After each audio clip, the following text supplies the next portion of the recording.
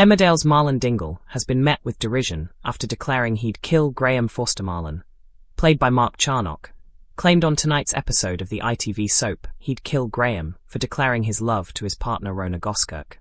Viewers have not only pointed out that Graham is an ex-SAS operative, but also said Marlon had far less venom for Celia and Ray, the pair of criminals who coerced his daughter April into drug dealing and sex work. They took to social media to vent their frustrations. @JennyGrace32387 said, "Oh, so Marlon is the big man now. He will kill Graham, but couldn't kill Ray, who was pimping out his daughter and making her sell drugs. Marlon, you are a T******. Marlon Dingle stood rigid in his kitchen, jaw clenched so tightly it ached. The words he had overheard echoed like a siren in his mind. "I still love you, Rona." They had come from Graham Foster, and Marlon had heard every syllable. Rona had been clear, firm even, in her response. She had told Graham she wasn't leaving her husband. She had chosen her marriage. She had chosen Marlon. But that wasn't what lingered in his head. It was the audacity, the nerve, the sheer gall of Graham Foster walking back into their lives, resurrected from the dead, and declaring love like some tragic hero returning from war. "I'll kill him," Marlon had muttered through gritted teeth. And that was the moment everything shifted. By the time Marlon stormed into the Woolpack that evening, word had already begun to spread. In Emmerdale, secrets were like smoke, impossible to contain. He didn't sit. He didn't order a drink. He simply announced, loud enough for half the pub to hear, "If Graham Foster comes near my wife again, I swear I'll kill him." The room fell silent. It wasn't the first time Marlon had been angry. But there was something performative in the way he said it, chest puffed, fists curled, eyes blazing. And people noticed. Within minutes, phones buzzed across the village, and far beyond it. Online, viewers of Emmerdale erupted. "Oh, so Marlon is the big man now," one post read. "He'll kill Graham, but couldn't kill Ray, who was pimping out his daughter and making her sell drugs." Another chimed in. "Reminder that Graham is ex-SAS. Marlon wouldn't last 5 seconds." The criticism was sharp. Brutal, even. And it wasn't entirely unfair. Graham Foster was no ordinary rival. A former soldier. An ex-SAS operative. A man trained in survival, combat, and restraint.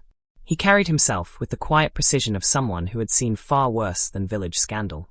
When he confessed his love to Rona Goskirk, it hadn't been aggressive. It had been vulnerable. "I never stopped loving you," he'd said softly, eyes steady. He hadn't expected her to leave Marlon. Not immediately. But he had hoped, perhaps foolishly, that time would change things. He hadn't expected a death threat. At home, Rona paced. "You can't just go around threatening people," she told Marlon, arms folded tight. "He said he loves you." Marlon shot back. "And I told him I love you. That's not the point." But it was the point. What gnawed at Marlon wasn't fear of losing Rona. It was pride. Graham had dared to challenge his territory. And for a Dingle, that meant war. Yet beneath the bluster, another truth lingered. One the viewers were quick to recall. When Ray and Celia had dragged April into their criminal world, coercing her into drug dealing and exploitation, Marlon hadn't threatened murder. He'd been devastated. Broken. Furious, yes, but helpless. Ray had been a predator. Celia had been calculating. They had manipulated his daughter's vulnerability, exploiting her for profit. Where had the murderous rage been then? Why did Graham's confession ignite something so much louder? The answer wasn't simple. With Ray and Celia, Marlon had felt powerless. They operated in shadows. They held leverage. They used fear as currency. With Graham, it was personal. Direct. A man standing in front of him saying, "I love your wife." No intermediaries. No manipulation. Just raw rivalry. It was easier to threaten a romantic opponent than to dismantle a criminal network. But viewers weren't interested in nuance. They saw hypocrisy. And they called it out. At the edge of the village, Graham stood alone, staring across the fields. He had faced gunfire. He had endured captivity. He had buried comrades. Marlon Dingle's threat barely registered. But Rona's rejection did. He hadn't returned to Emmerdale to destroy a marriage. He had come back because unfinished love weighed heavier than any battlefield memory. Joe Tate had encouraged him. "Don't worry about Marlon," Joe had said. "Fight for what you want." Perhaps that had been naive advice. Or perhaps Joe simply enjoyed chaos. The next morning, the tension was palpable. Marlon avoided eye contact with anyone who might challenge him. Rona felt the weight of whispered conversations. Graham kept his distance. Not out of fear, but out of respect. Yet the threat hung there. Unresolved. Unretracted. Inside the woolpack, Paddy approached Marlon carefully. "You don't mean that," he said quietly. "Mean what?" "Killing him." Marlon hesitated. Of course he didn't mean it. Did he? The words had felt powerful in the moment. Protective. Masculine. But now they felt reckless. "I won't let him wreck my marriage," Marlon muttered. "Your marriage isn't that fragile," Paddy replied. That stung. Because it was true. Rona had chosen him. So why did he still feel like he was losing? Online, the debate intensified. Some defended Marlon's reaction as instinctive. Others mocked it relentlessly. XSS versus chef with a ladle. One comment joked. The humor masked a deeper frustration. Viewers wanted consistency. They wanted the fierce father who would burn down the world for April. Not just for wounded pride.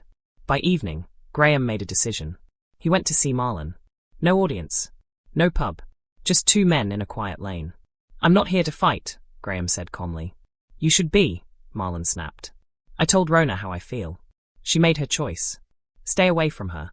"I will. But don't threaten me again." There was no raised voice. No shove. Just a steady boundary drawn. And suddenly, Marlon's fury felt smaller. Later that night, alone in bed, Marlon stared at the ceiling. What had he actually been protecting? His marriage? Or his ego? Rona turned toward him. "You don't have to prove anything," she whispered. And that, perhaps, was the real battle. Not against Graham. Not against critics. But against the fear that love, once threatened, becomes fragile. In the days that followed, Marlon's threat faded into village gossip. No violence erupted. No showdown occurred. But something shifted. Marlon began volunteering more time with April. Quietly rebuilding the fierce, protective energy viewers remembered. Graham kept his distance. Rona held her ground. And Emmerdale carried on, as it always does, balancing drama with consequence. In the end, Marlon Dingle didn't kill Graham Forster. He didn't even throw a punch. What he did was confront something far more uncomfortable. The insecurity that sometimes roars louder than justice. The village survived another storm. But the echo of that threat lingered, not as a promise of violence, but as a reminder that in Emmerdale, love can wound as deeply as betrayal. You can now get all the latest Emmerdale news and gossip straight to your phone by joining the Woolpack on WhatsApp. Just click here to join, and the team at Leeds Live will send you all the latest stories straight from the newsroom. We hope you like it, but if you don't, you can leave at any time. We also treat members to special offers, promotions, and adverts from us and our partners. Read our privacy notice here. Inside the Woolpack, glasses clinked, chairs scraped, and conversation rose and fell like a restless tide. But beneath the ordinary murmur of village life, something heavier was building. It began with a confession, and it ended with a threat. Marlon Dingle stood rigid in his kitchen, jaw clenched so tightly it ached. The words he had overheard echoed like a siren in his mind. "I still love you, Rona." They had come from Graham Forster, and Marlon had heard every syllable. Rona had been clear, firm even, in her response. She had told Graham she wasn't leaving her husband. She had chosen her marriage. She had chosen Marlon. But that wasn't what lingered in his head. It was the audacity, the nerve.